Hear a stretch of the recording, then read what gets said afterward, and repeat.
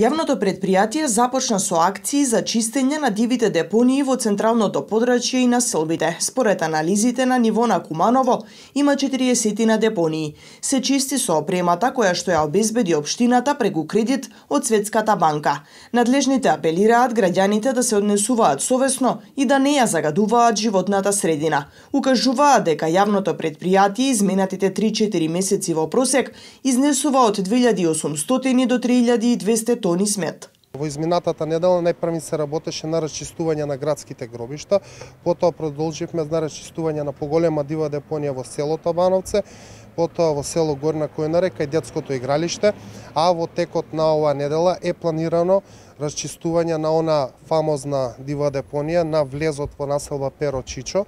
Значи екипите веќе се на терен и согласно временските услови веќе се работи на расчистување на улицата Ѓорче Петров на самиот влез на селбата, а утре доколку дозволат временските услови започуваме повторно по кој знае кој пат со расчистување на таа депонија.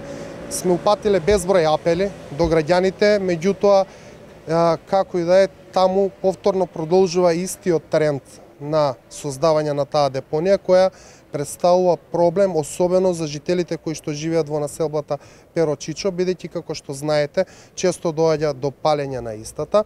И ова недела планираме повторно да ја санираме таа депонија и од наредната недела да продолжиме со санирање на останатите депонии. Од Чистото и зеленило посочуваат дека за чиста животна средина и чиста општина неопходно е предпријатието, инспекцијските служби и СВР Куманово да си ја вршат својата работа, но и граѓаните да бидат совесни.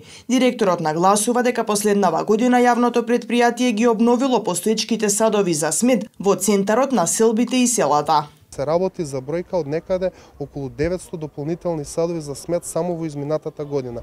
И мислам дека речиси 90% од населените места и селата веќе се покриени со нови садови за смет, како што знаете во централно градско подрачје и дополнително работиме на поставување на полуподземни контејнери. Ова акција ќе продолжи понатаму, а секако ќе продолжиме да со дополнително поставување на садови за смет онаму каде што е најпотребно.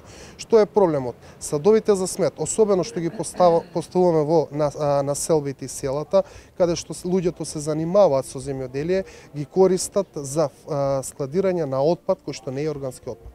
Овие садови за смет се наменети исклучиво за органски отпад, отпад од домаќинство и отпад од пакување.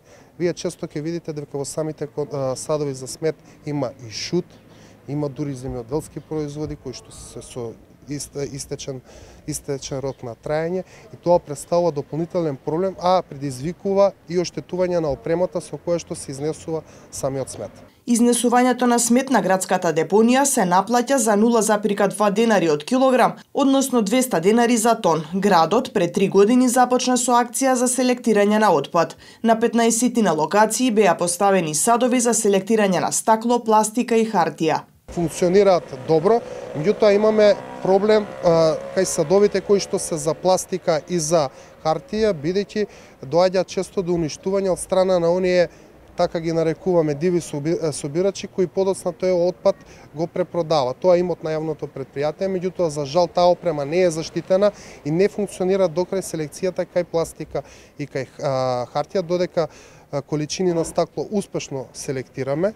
Има поставено на дополнителни 20 локации за селекција на стакло изминатата недела. Меѓутоа нема да се откажеме од оваа интенција. Ние имаме на располагање садови за селекција на пластика и на хартија и дополнително ќе продолжиме со поставување на истите. Од комуналното предпријатие нагласуваат дека ќе бараат поголема ангажираност на СВР Куманово за заштита на садовите за смет, а ќе разговараат и со дивите собирачи за ангажман во јавното предпријатие.